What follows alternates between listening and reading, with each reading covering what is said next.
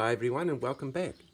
Now that we've finished discussing the basics of our human stress response, as requested by viewers because it was actually the second video I had originally planned, I'm now going to explain to you exactly how I found the science that we're referring to and why I believe it's important for any one of us to follow the science.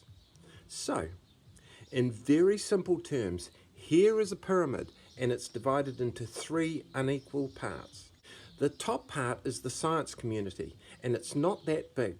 The middle is all the industries in the world, which is a lot bigger, and the bottom part is us, the consumer, which is a lot bigger again.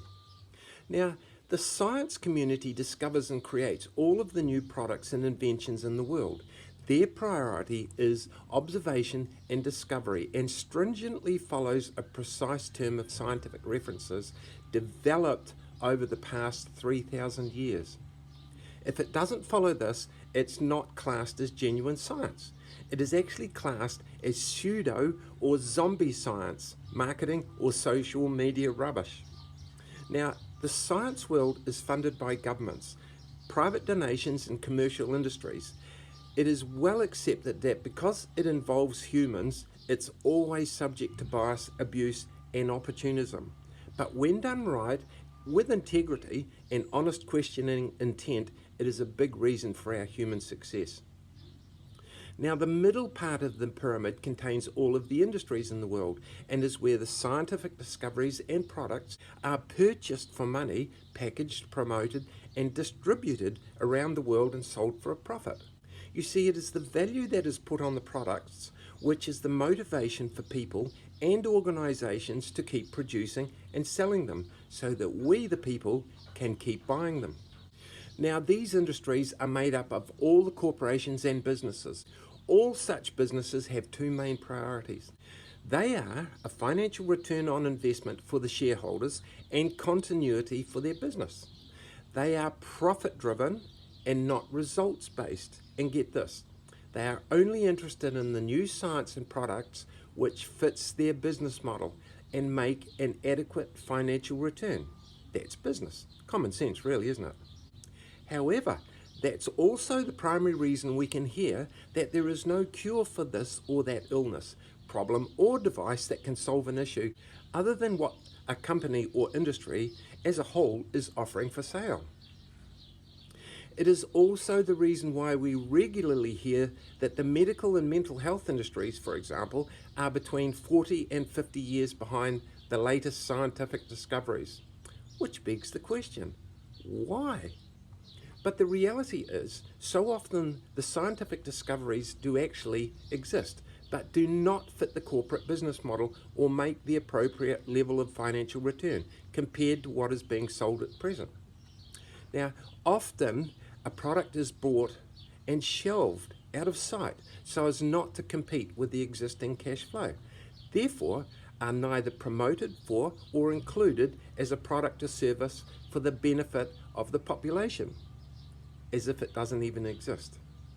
Now, as we said, specific businesses make up the industries: fishing industry, aviation, agriculture, oil, pharmaceutical, and even medical industries. Common sense really, isn't it? And the money flows around and around as wages, infrastructure, and sales, and we all benefit. Now, industries also have what they call in-house scientific research and development for their own development projects.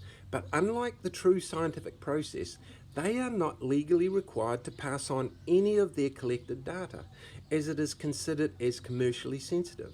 They can also legally misrepresent the product information as genuine marketing or advertising. Now, who would have guessed, eh? And as it turns out, at this time in our world history, the international corporations or industries have control of the bulk of the world's money supply. In fact, more so than many countries. Now, consequently, they are the only sector that can afford to pay for unlimited promotions, marketing, and endless legal defense. Now, the bottom part of the pyramid contains all of us, the consumers or the people in the world who purchase the now commercialized inventions on the open market.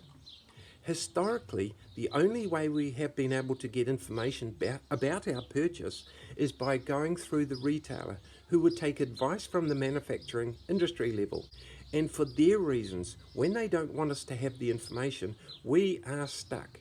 And many of us have experienced just that. Now, most of us would never know how to locate the original scientific studies, scientists, researchers, or the up-to-date information for those products or service, even if we had the time to do it all. But here is the great news. Now, as a result of that modern technology, which has only been around for about 20-25 years, we can be in touch with the world's best scientists on virtually any subject. Notice the arrow showing the information flow, because that is exactly what is different. Now, as it turns out, for the first time ever, they, the scientists, can also pass on the information learned over a lifetime to us, the people, the consumer of their discovery. And they do. Authentic information versus industry advertising or promotional creativity and even corruption. Yeah. So, going forward, if you have any questions on any matter that relates to you and you are not getting satisfactory answers from any particular retailer, service provider, or industry, then check out what the science has to say on the subject. That's usually where the information originated from before it was monetized. Now, you and we have a choice. I say stick to the science because it is still the best information and most reliable source we can ever have. Okay, so what do? Simply type in the name of any credible scientist and or the subject matter of interest to you into YouTube, Google, or TEDx.com. And that's an interesting site which is self-explained. See what they have to say and start reading or listening direct from the horse's mouth, the leading world experts. And keep a written list of your connections for cross-referencing purposes. And that is it. See, it's not rocket science. If you prefer, start with my list of references I have collected relating to the stress, which I will put up in the description section of this video. Give it a go and see what you come up with. And good luck out there.